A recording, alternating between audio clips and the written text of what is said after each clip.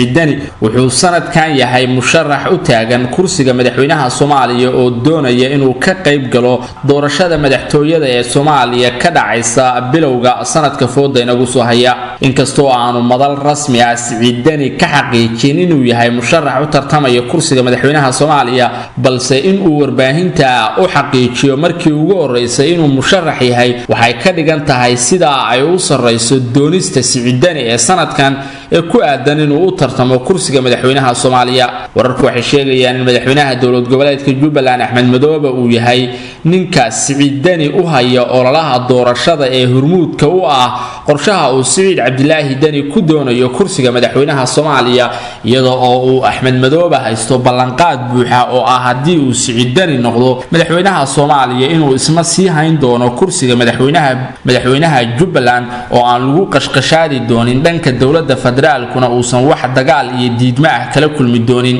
muddo dheer ayay socotay hadalhaynta ah in Saciid Cabdilaahi Dani uu ku haminayo inuu u tartamo xilka madaxweynaha Soomaaliya balse waxa haatan soo yaraanaya maalmaha ka haray doorashada madaxtooyada Soomaaliya taa oo Saciid Cabdilaahi Dani ku qasbaysa inuu dibadda soo dhigo hankiisa isagoo iminka warbaahinta la wadaagay inuu musharax yahay ololihiisana uu u xil saartay hogaamiyaha Jubbaland Axmed Maxamed Islaam Axmed Madoobe sababta uu Saciid Dani Axmed Madoobe ugu dhiibay inuu hogaamiyo ololihiisa ayaa lagu sheegay inuu u soo saaro xubnaha xildhibaanada ah ee deegaan ahaan ka soo baxaya dowlad goboleedka Jubbaland Sheewar Robert waxa lagu soo waramayaa maamulkii magaalada inay isaga baxeen laakiin goobta waxa isku bedeshay furin dagaal kadib weerar culus oo ay soo qaadeen TPLF iyo Ola waxaana militariga Ethiopia iyo maleeshiyaadkaba ay ka difaacayaan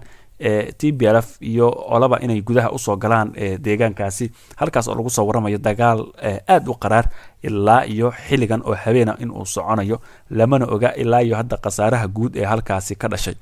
dhinaca kalena markii aynu eegno aaga mile wararku waxa ay sheegayaan in TPLF ay soo rogaal celisay isla markaana isku dayday in ay soo siqdo oo deegaanada ku dhow mile dhankaasi ay u soo siqaan hase ahaatee halkaasi waxa ay kala kulmeen iska caabin waxaana jira qasaare aad u xoogan qasaaraha ee dhanka TPLF soo gaaray ayaa badan sida la sheegayo walow sidoo kale uu jiro qasaare soo gaaray dhanka dowladda Ethiopia waxaana dowladda Ethiopia qasaaraha soo gaaray kamida dhimashada askar iyo sidoo kale gaadiid dagaal oo la sheegay in ay ku istaageen ama uu ku qarxay miino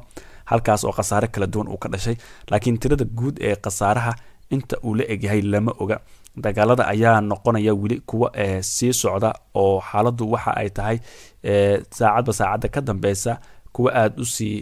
faafaya oo deegaano kala gaaraya iyada oo dhinacyadana qayb ay ciidanka militariga ay ka saqayaan qayb kalena weerar ay ka soo qaadayaan TPLF iyo Ola dagaalka xoogiisa TPLF ayaa ku jirta Ola maalmihii hore ayay dagaalamayeen laakiin maalmahan dambe waxa la sheegay in xoogaa gaabis u yimid kadib markii ay meel kore iska fahmi waayeen TPLF isla markaana iyaga dhexdooda xitaa kala shaki yar uu soo kala dhex galay walow Ola maanta dagaalka safka hore lagu arkayo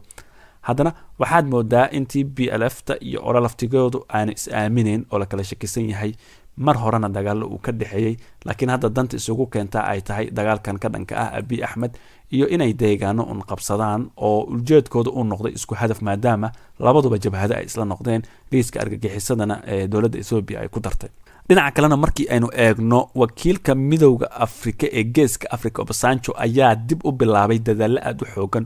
oo uu ku doonayo in lagu soo afjaro xiisada ka dhex aloolsan Ethiopia iyo TPLF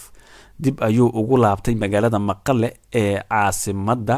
gobolka Tigreega halkaasi oo lagu soo waramayo in uu kulamo kula qaatay hogaamiyaha ama madaxweynaha gobolka Tigreega afayeenka TPLF iyo mas'uuliyiin kale oo TPLF waxaana uu kala hadlay bal sidii meel dhaxal isugu imaan lahaa loo joojin lahaa xabadda dhinacyada isku fahmi lahaayeen xaaladuna meel dhexe la isugu keeni lahaa maadaama dad badan ay hadda xaaladooda halis ay ku jirto oo gurmad ay u baahan yihiin sidoo kalena waxyaabaha hadda aadka looga hadlo waxaa ka mid ah in TPLF wadooyinka qaar ay dagaalka ka joojiso sababtu waxay tahay iyagii ayaa ku eedeynaya dowladda inay gargaarka joojisay gaadiidka gargaarkana amnigooda ayaa la ballan qaadi lahayd sida loo sheegay sidaas darteedna waxa uu ka dalbaday Obasanjo in TPLF ay furto wado oo ay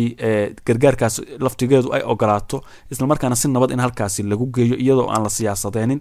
lana dhibaateenin darawalada ama cid kasta oo gargaarkaasi wada TPLF waxaa la sheegay arrintaasi inay ogolaatay maadaama laftigooda xaaladdu ay ku adag tahay oo deegaanadooda ay ka jirto cunno la-aan aada u baahsan oo dad badan ay macluul hadda ay marayso xaaladooda. waana sababta ugu weyn oo beesha caalamku ay u qaylinayso ay u leedahay war joojiya dagaalada, aan gurmad meeshan geyno, aan dadkan wax tarno, aan raashin dhiibno. laakiin dowladda Ethiopia oo ka shakisan beesha caalamka hadaladooda marar badanna iska indhatiraysay falalka ay TPLF sameyso, laakiinse falalka dowladdu ay sameyso kusoo celcelinaysay, ayaa hadda waxa ay ogolaatay waa dowladda in raashin gargaara la geeyo, duulimaadi gargaara inay ka degaan deegaano ka tirsan gobolada Amxaarada, Anfarta, xitaa gobolka Tigreega. sidoo kale raashin gaadiid lagu qaado oo goboladaasi la geeyo si dadka xaaladooda wax looga qabto.